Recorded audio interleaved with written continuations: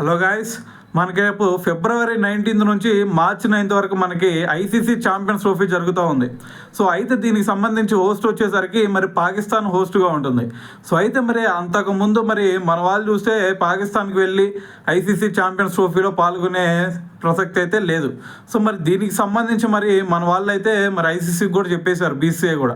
So మా Indian government మరి ఒప్పుకోవట్లేదు. సో మరి మేమైతే పాకిస్తాన్కి వెళ్ళి ఆడాం. సో మరి దీనికి సంబంధించి మరి ఆల్టర్నేటివ్గా ఏదన్నా మరి తటస్థ వేదికల్లో అంటే హైబ్రిడ్ మోడల్లో ఏదైనా పెట్టండి అని చెప్పేసి కూడా ఐసీసీని బీసీఐ కోరింది.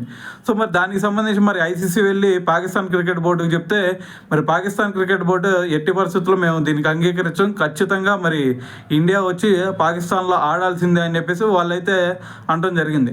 సో అయితే మరి దీనికి సంబంధించి మరి రీసెంట్గా అయితే మరి మనకి షెడ్యూల్ కూడా ఇప్పుడు రిలీజ్ చేయాల్సిన టైం కూడా వచ్చేసింది. లాస్ట్ వీక్లోనే ఈ షెడ్యూల్ కూడా రిలీజ్ చేయాలి ఐసీసీ ఛాంపియన్స్ ట్రోఫీకి సంబంధించి.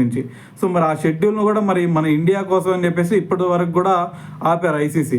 సో అయితే మరి దీనికి సంబంధించి మరి షెడ్యూల్ రిలీజ్ చేయడం కోసం మరి నిన్న శుక్రవారం ఐసీసీ వర్చువల్ మీటింగ్ అయితే పెట్టింది పాకిస్తాన్ క్రికెట్ బోర్డుతో.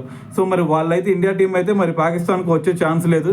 సో మరి అయితే మరి మీరు దీనికి అంగీకరిస్తారా లేదా అంటే వాళ్ళైతే మేము దీనికి అంగీకరించాం, సో ఖచ్చితంగా వాళ్ళు రావాల్సిందే అని చెప్పేసి మరి పాకిస్తాన్ క్రికెట్ బోర్డు కూడా చూడటం జరిగింది.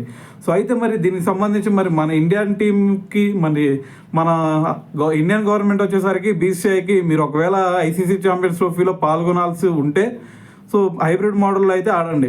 ఒకవేళ పాకిస్తాన్కి వెళ్ళి మనం ఐసీసీ ఛాంపియన్స్ ట్రోఫీలో ఆడాలి అంటే సో మీరు ఛాంపియన్స్ ట్రోఫీ నుంచి బయటకు వచ్చేయండి అని చెప్పేసి చెప్పడం జరిగింది.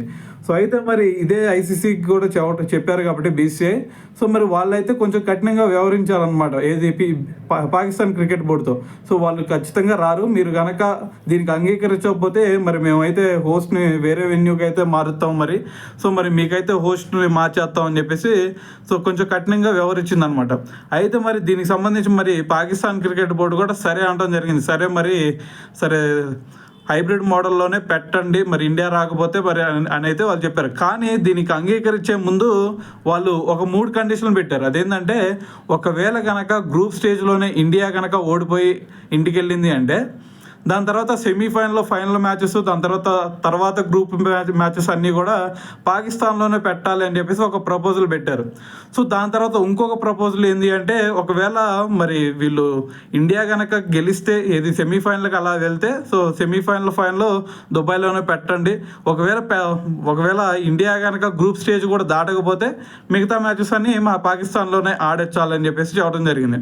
సో దీంతోపాటు వాళ్ళు పెట్టిన ఇంకో కండిషన్ ఏంటి అంటే రేపు ఇండియాలో ఏదన్నా ఐసీసీ ఛాంపియన్స్ ట్రోఫీ కనుక జరిగింది అంటే సో దానికి మాకు కూడా హైబ్రిడ్ మోడల్లో పెట్టాలి. ఇప్పుడు ఎలాగైతే ఇండియా మా దగ్గరకు రాకుండా హైబ్రిడ్ మోడల్లో ఆడుతూ ఉంటుందో రేపు ఇండియాలో ఏదన్నా మ్యాచెస్ జరిగినా కూడా ఐసీసీ ఛాంపియన్స్ ట్రోఫీ జరిగినా కూడా సో మేము ఇండియాకి మాత్రం రాము, సో ఇక్కడ మీరు కూడా హైబ్రిడ్ మోడల్లో పెట్టాలి అని చెప్పేసి కూడా వాళ్ళైతే ఈ కండిషన్ పెడతాం జరిగింది.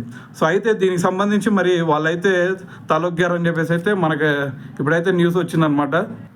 సో అయితే మరి దీనికి సంబంధించి మీరే అనుకుంటున్నారో కామెంట్ చేసేయండి.